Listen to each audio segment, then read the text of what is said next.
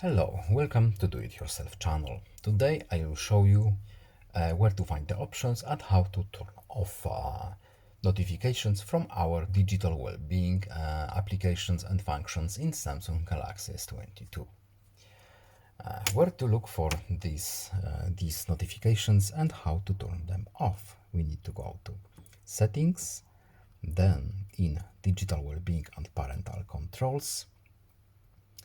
We have our report here, and under these three dots at the top right corner we have our option to block notifications, and as you can see we won't receive them anymore.